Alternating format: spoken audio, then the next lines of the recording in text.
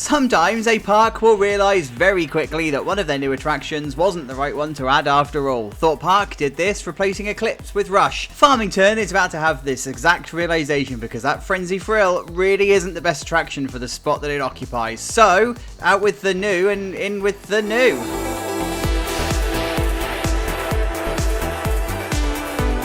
Hello you guys, welcome back to Planet Coaster 2, welcome back to Farmington Fields, a series so good even Hawk 2 ago wants some of that thing.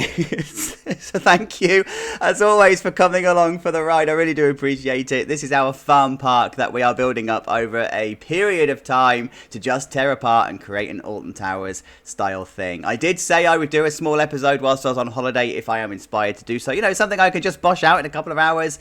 And that's exactly what I'm going to do. So this is our petting zoo that we put in last week. This is our junior coaster that we've already got in. I say last week, by the way. I don't know when this episode's coming out. It might have been longer than a week ago.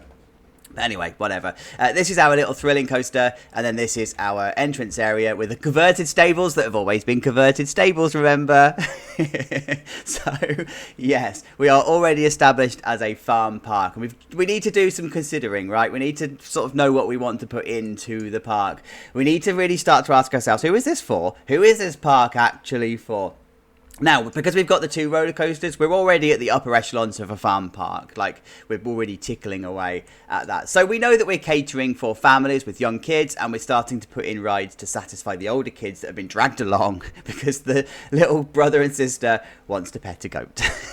So, I mean, we're already at the point of being an amusement park as well. Well, yes, we've got the petting farm, and I mean, you can call them a petting farm as much as you want, but as soon as you start to have a working farm that allows people in to see the animals, you're a zoo, right? You could, if it looks like a duck, if it sounds like a duck and swims like a duck, guess what? It's a duck, so therefore it's a zoo.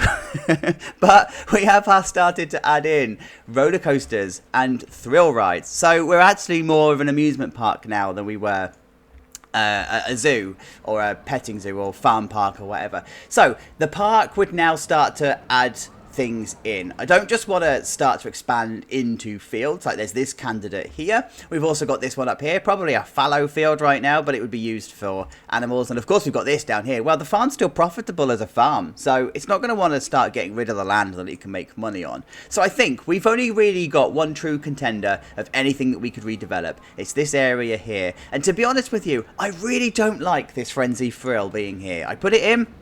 Was a bad idea. So what we need is a ride that is not too permanent but not temporary. We don't need it too thrilling, but we don't need it to be a kiddie ride.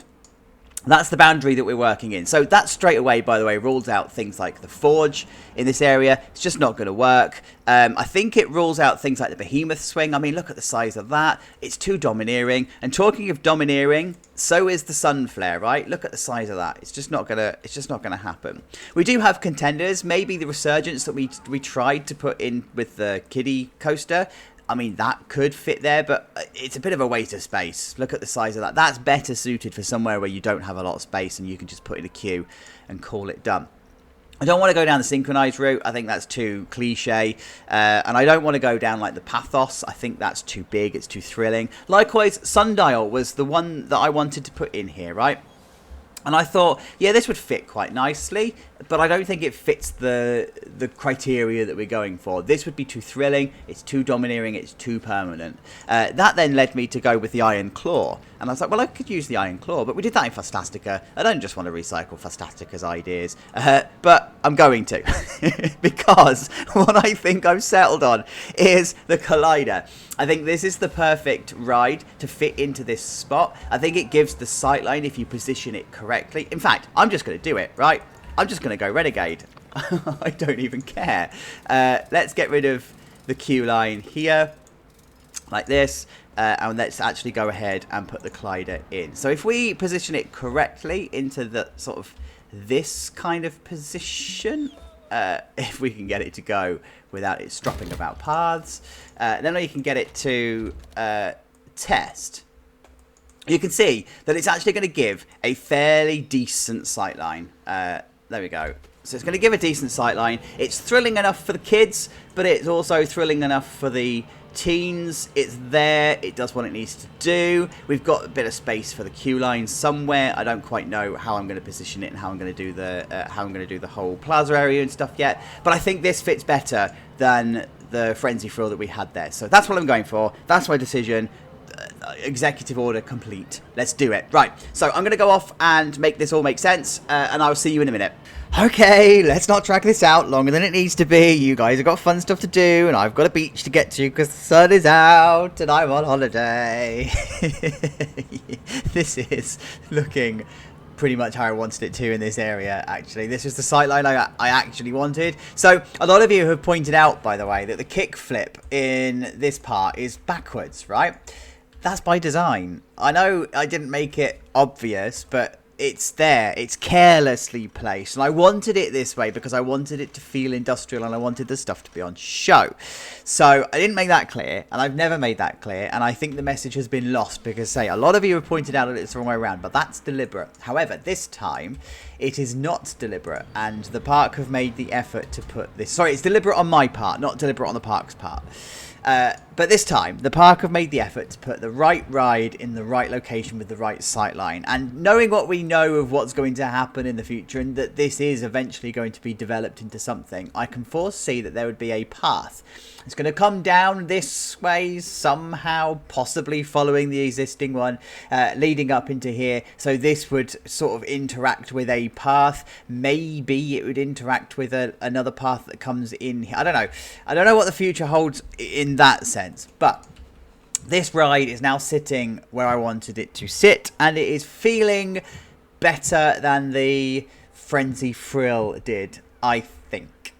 So, this is what I've done then. I've wrapped the queue around, and I've given it my my famous diagonal catwalk pen, because I love doing these. The queue line is long enough. I've taken inspiration from Alton Towers for this one, and then I've just wrapped it way back around this way. For this fencing as well, I have also done a double fencing, so... We've got ourselves the in-game mesh fencing. I have just put an extra pillar here, and I have also put it in front of the farm fencing. Almost like they've gone, hey, here's a theme, but we need to have this fence, but we're going to make no effort to hide it. I actually quite like how this is. Low-level bushes along this side just to give it a little bit of space to breathe, but I didn't want it along here because it just didn't feel right to have them there. But then of course you've got slightly higher bushes around the back just to stop guests and whatever from getting in from round the back. Couple of picnic benches and stuff along here. Happy days. Call it done. The path, by the way, was a little bit difficult to do because we're not dealing with the curbs and stuff, so I had to do a little bit of tweaking and a little bit of things, but I think it worked out quite nicely. Actually, this corner worked out. I think it's more of a happy accident than it is anything that's been deliberately designed, let's be honest, but it's all good. A couple of trees then have had to be removed to make all of this make sense. Look at this view. Yes. Yes. So yeah, a couple of trees have had to be removed. So what I've actually done is I've picked up and put a couple of extra trees in, and I wanted to shrub it out and get some bushes and stuff. So I wanted it to feel consistent with the rest of the park where we've used this kind of technique where there's shrubbery and the elephant grass and whatever, and then called it done.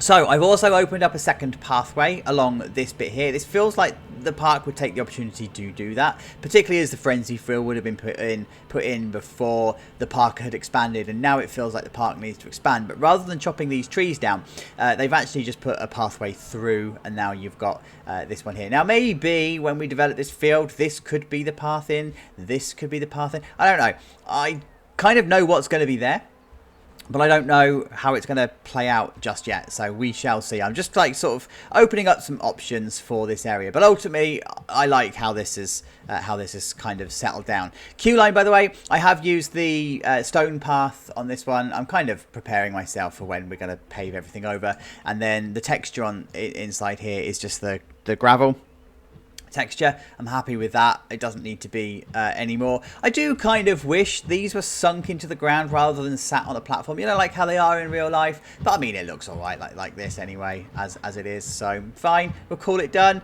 And then I was like, I'm not going to let creators guilt get the better of me because this is all I was going to do, and then I did. So I ended up doing this as well.